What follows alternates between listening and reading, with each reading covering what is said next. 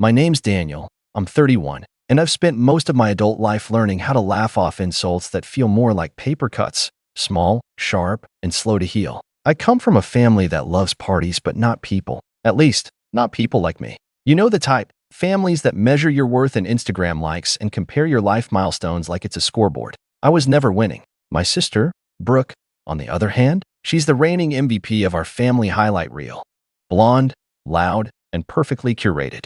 She got engaged at 23, married at 25 in a 3-day affair at a vineyard, and has been throwing themed baby showers for her kids like she's auditioning for a lifestyle magazine. Me? I was the late bloomer, the quiet one, the maybe he's just not into commitment guy.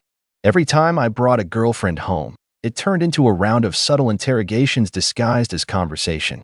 So, you're okay with his job? You know he still rents, right? Oh, you met on an app? That's cute. Still, I showed up. Every birthday, every holiday, every christening. I sat at the folding tables and smiled when they forgot to include my name on the group photos. I brought gifts they didn't open in front of me and made polite conversation while being reminded that I was the last single one left. But the worst was Brooke's wedding. I remember showing up early in a decent suit, nothing flashy, but neat, and being stopped at the door by one of the planners with a clipboard who asked if I was Daniel the +1. I wasn't even listed on the seating chart. When I found my place, it was at the overflow table with the groom's distant cousins and a few college roommates they didn't know where to place. During her speech, Brooke actually said, "To everyone who made today beautiful, you know who you are, and you're sitting right here in front of me." I wasn't. I was 3 tables back, next to the bathroom line. Later that night, while people were drunk dancing and the cake was being sliced, Brooke pulled me aside. She was tipsy, glowing, and dripping with self-satisfaction. "You know, Danny," she said, holding her wine glass like it was a scepter, "some people just aren't wedding material. But it's okay. Not everyone needs the spotlight." She laughed, then kissed my cheek like it was a compliment, not a gut punch. I smiled. I always smiled. But that night, I went home and didn't speak to her for 6 months. Fast forward 5 years. I met someone. Her name's Lila. She's calm where I'm anxious, firm where I hesitate, and she looks at me like I'm enough, not someone to be polished or explained away. We dated for 3 years before I proposed. Quietly. No fanfare. Just the two of us on a trail overlooking the lake. She cried, said yes, and then asked the question I'd been dreading. "Will your family be there?" I hesitated. Not because I didn't want her to meet them, she already had, but because I knew what inviting them would mean, the same jabs, the backhanded compliments, the performative hugs. I told her we'd think about it. When we started planning the wedding, I kept stalling on the guest list. Lila noticed. "Is it really that complicated?" she asked one night while highlighting vendors in a wedding magazine. I told her the truth. I told her about Brooke's wedding, about the comment, about the way my family always made me feel like a side character in their play. She listened. She didn't judge. She just held my hand and said, "Then maybe it's time you write your own story." Something in me shifted. Not out of anger. Not yet. But clarity. I realized I'd spent years being hurt by people who didn't even notice the damage. They didn't hate me. They just didn't value me. And I was done buying my ticket to a table I wasn't welcome at. We booked a venue upstate. Not flashy, but stunning. Rustic cabins, fairy lights strung between trees, a clearing for the ceremony with a view of the hills. It felt like us. We kept the guest list small. Lila's friends, a few of mine, her parents, a couple mentors, co-workers who'd become family. I debated adding Brooke. I really did. I even stared at the cursor blinking next to her name on the spreadsheet. But then I remembered the smirk, the bathroom table, the "not wedding material" comment, and I deleted it. Not in anger. In peace. And then I deleted the rest of them too. My mom, who always forgot to mention me in family updates. My dad, who called once a year to remind me how proud he was of my sister's success. My brother-in-law, who made passive jokes about how I finally caught up. We sent the invitations. All of them. Not a single one went in my family. The backlash didn't come immediately. I guess they assumed I'd just do what I always did. Be quiet, be late, be thankful for a seat, any seat, at the table. But the moment Lila posted the save the date photo with her hand on my chest and the caption, "Can't wait to say I do in the hills with the people who truly matter," all hell broke loose. Brooke was the first to text. "Wait, you're getting married?" Then another one. No invite. Then one that just said, "Wow." I didn't respond. My mom called 3 times the next morning. Left one voicemail. Daniel, this isn't how families do things. Please call me. My dad emailed. Emailed? Who even does that? The subject line was a disappointment. I didn't open it. And then Brooke sent the big one. You're really excluding your whole family? After everything we've done for you? Fine. But don't come crying when you need something later. Have fun playing husband to your little boho girlfriend. Must be nice to finally feel important. I stared at that message for a long time. I didn't reply. I didn't need to. For the first time in my life, I had nothing to explain. A few days after the text storm, I got a call from my Uncle Ray, the only relative I'd ever halfway trusted. He's my mom's older brother, a retired electrician with a sharp tongue and a heart that only shows itself when you least expect it. We hadn't spoken in a while, but I answered, mostly out of curiosity. Hey, Danny, he said, voice gravelly like he was still clearing sleep even though it was mid-afternoon. Listen, I know I probably shouldn't get involved, but your mom's been going around telling people you're having some kind of mental breakdown. Says Lila's got you isolated or something. You okay? I laughed. I actually laughed. Uncle Ray, I'm fine. I'm more than fine. I just didn't want the people who spent years making me feel invisible to sit in the front row of my wedding like they earned it. There was a pause. A long one. Then, good. About damn time. I blinked. Wait, what? Kid, he said, you think I didn't see it? Every Christmas you'd show up with gifts for their kids, and they'd act like you were the mailman. Every time you brought a girl home, they made her feel like a charity case. And don't even get me started on what Brooke said at her wedding. I told your mother that was out of line. She said, Daniel's not the sensitive type. That's when I knew she stopped seeing you as a person and started seeing you as an ATM. It hit me harder than I expected. Not the insult, but the fact that anyone I had noticed. I just wanted a peaceful wedding, I said quietly. And you're gonna have one, he replied. You earned it. I'm not calling to guilt you, Danny. I'm calling to say thank you for finally standing up. They're losing it not because you hurt them, but because you stopped letting them hurt you. That night, I told Lila what he said. She just wrapped her arms around me and whispered, I'm so proud of you. But the messages kept coming. From cousins I barely knew, from Brooke's husband, from even my mom's church friend who once asked if I was the artistic one, because apparently being single and quiet equates to painting portraits in the attic. Each message had a different flavor. Some were veiled guilt trips, others were flat-out rants. But all of them boiled down to the same toxic stew. How dare I remove myself from their narrative? Then came the group message. Yep, a full-on, nuclear family group text I hadn't seen activity in for years suddenly lit up like a Christmas tree. My sister started it. Just wanted everyone to know Danny's getting married and didn't invite his family. She attached a screenshot of Lila's save the date. My mom chimed in with, we're all just heartbroken. It's like we don't even know who he is anymore. Then my dad, with his usual emotional finesse, he's always been selfish. We just didn't want to admit it. I stared at the thread. For a solid 10 minutes. Not because I didn't know what to say, but because I knew exactly what not to say. I left the group chat without a word. That's when it got serious. Brooke, unable to let go of the spotlight she thought I'd stolen, went online. She didn't name us directly, but she posted a cryptic caption over a photo of her in a bridesmaid dress. When your little brother throws a wedding but forgets who helped raise him. Hashtag fake family. Hashtag no class. That one got traction. Her friends commented things like, ugh, families can be the worst, and you're such a saint, Brooke. A few even tagged me directly. I didn't respond to those either. But then Lila's mother, bless that woman, entered the chat. She commented, interesting take. Especially since I've watched Lila and Daniel pay for everything themselves, plan everything themselves, and support each other without asking a soul for a dime. Seems like they know exactly who their real family is. That comment got more likes than Brooke's post. Now, here's where it started getting weird. A week before the wedding, I got a card in the mail. No return address, but I recognized the handwriting immediately. It was my mom's. Inside was a 3-paragraph letter scribbled in blue ink. The first paragraph was an emotional guilt trip. How she carried me for 9 months, how she stayed up with me during fevers, how she always tried her best. The second paragraph shifted into veiled scolding. How family isn't something you can opt out of.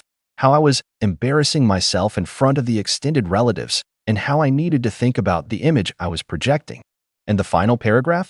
That one was the kicker. If you marry this girl without inviting your family, don't bother coming back. Don't call when you need help. Don't expect us to welcome you at Christmas. Actions have consequences, Daniel.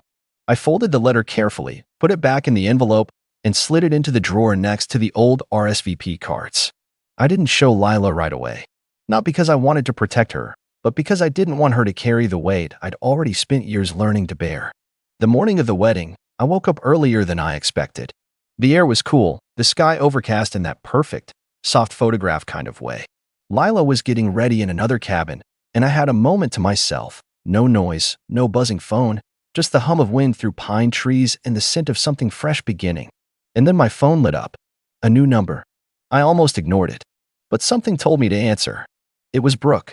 I just want to know why, she said immediately. No greeting. Why would you do this to us? To me? After everything? I sat down on the edge of the porch. You really don't know?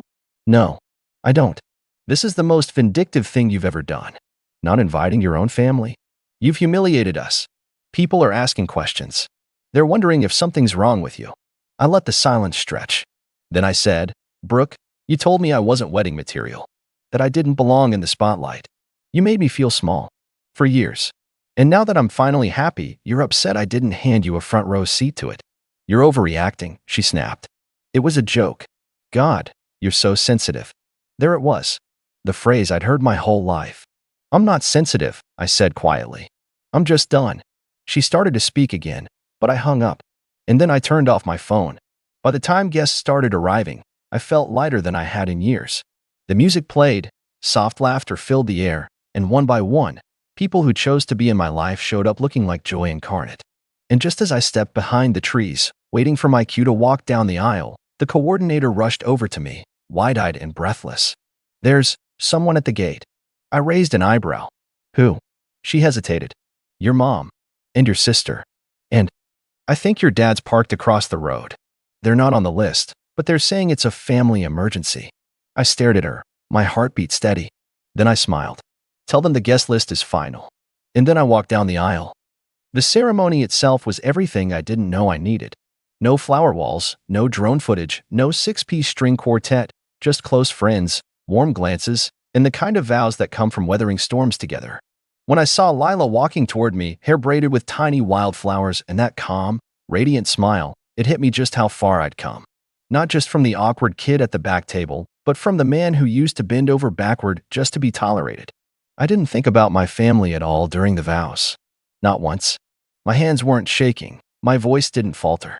The weight of their absence didn't feel like a loss. It felt like space. Room to breathe, to stand up straight, to finally take center stage without someone rolling their eyes in the background. The ceremony ended with cheers and laughter and the kind of hugs that linger a little longer because the people giving them mean it. Everyone slowly made their way to the reception area, a beautifully lit outdoor setup with long wooden tables, hanging lights, and soft music drifting through the dusk. It looked like something out of a quiet dream, elegant but not pretentious, intimate but not small. Then came the photographer, pulling me aside with a puzzled look. Hey, she said gently, there's a group of people kind of, lingering near the trees at the edge of the venue. They haven't come in, but they're watching. Do you want me to do anything? My jaw clenched before I even turned to look. I already knew. Sure enough, across the small gravel road and half concealed behind the tree line were three figures. My mother in a pale blue dress I'd seen her wear to a gala years ago, standing stiffly with her arms crossed. My father, hands in his pockets, pretending to study a brochure from the lodge nearby like he wasn't staring daggers at the wedding tent. And Brooke, of course, in a white pantsuit. White. I could see her face even from that distance, lips pursed, nostrils flared, scanning the tables like she was calculating who knew her, who might notice she wasn't included. I turned back to the photographer and smiled. You don't need to do anything. Just crop wide if they're in the background. She laughed a little, relieved, and went back to her camera. But as I watched the three of them standing there like uninvited spirits haunting the perimeter of my joy, something in me shifted. Not anger, not fear, not even satisfaction. Just clarity. These people didn't show up out of love. They didn't show up because they missed me or because they regretted anything. They came to witness the thing they thought they were entitled to and weren't. They wanted to stand at the edge of my happiness and decide how much of it they'd allow me to have. And now that they had no say, they didn't know what to do with themselves. The speeches started as the sun set, painting everything in that golden hue photographers chase like treasure. Lila's dad gave a heartfelt toast that had everyone laughing and tearing up in equal measure.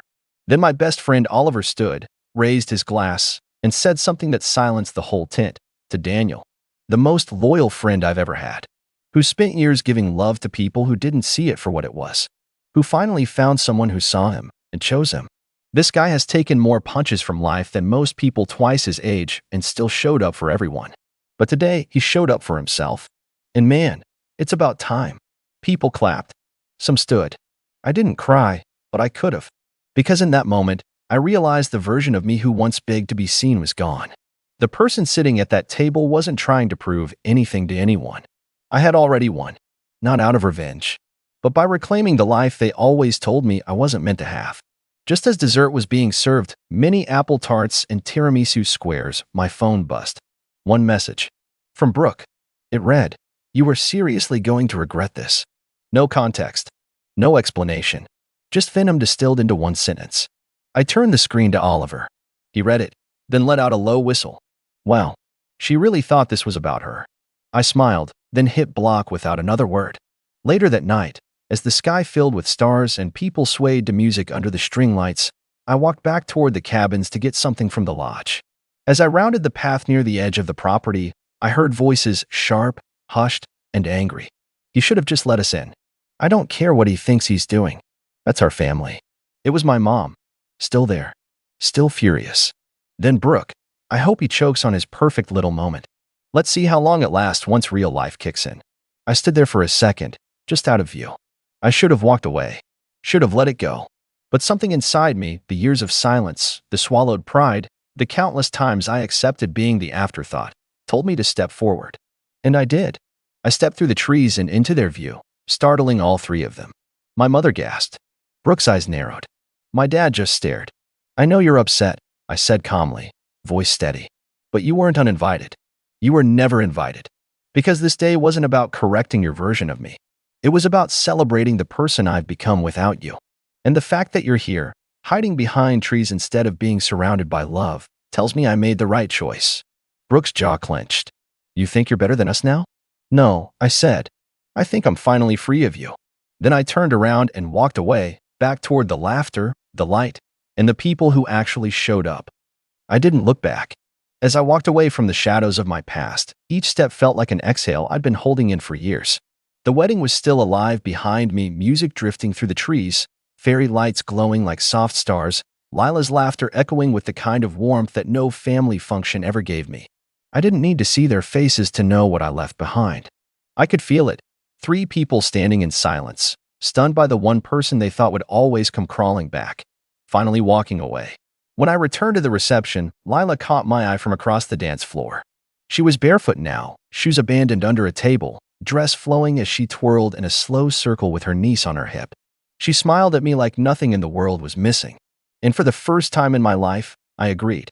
We danced, we laughed, we cut the cake without a single passive-aggressive comment or forced photo. Our friends gave awkward, funny toasts. Someone spilled red wine and blamed it on the ghosts of exes past. People stayed late, long past when the music should have stopped. Nobody was checking their watches or pretending to care. They just were there. And so was I.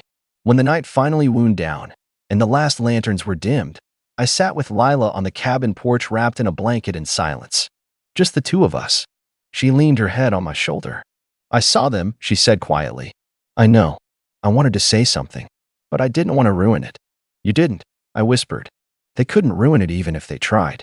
She reached into her pocket and pulled out a small white envelope. This came while you were getting ready. I didn't want to hand it to you before the ceremony. I took it slowly. My name was written in my mother's handwriting again. Inside was a check for $10,000 and a note. For the wedding expenses. We know things are probably tight. Don't let your pride ruin your marriage before it starts. Think about your future. Mom. There was no signature.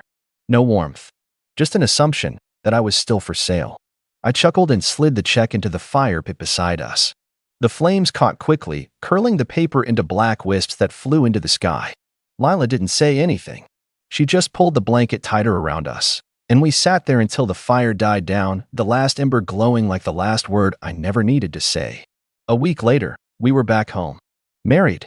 Peacefully married. The venue had cleaned up, the deposit cleared, the photos were being edited, and the silence from my family was deafening. At first, I thought maybe they'd finally accepted it, my choice to cut the cord they'd been yanking my whole life.